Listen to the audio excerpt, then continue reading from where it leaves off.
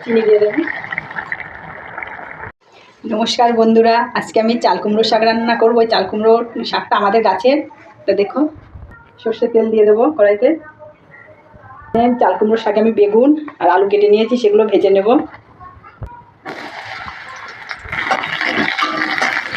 হালকা করে ভেজে নিয়েছি বন্ধুরা, তুলে নেব। এতে আর কিছুটা তেল দিয়ে দেবো, লঙ্কা ফোড়ন দেবো, পাঁচ ফোড়ন দেবো, শাকটা দিয়ে দেবো।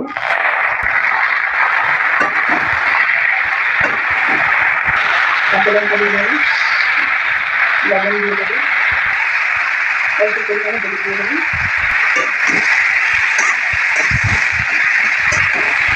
ভাজা আলু আর বেগুনটা দিয়ে দেবো।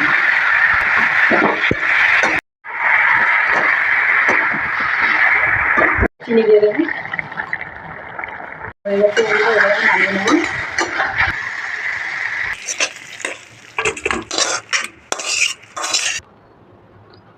আমার শাকটা হয়ে গেছে বন্ধুরা, যদি ভালো লাগে তাহলে শেয়ার করবে।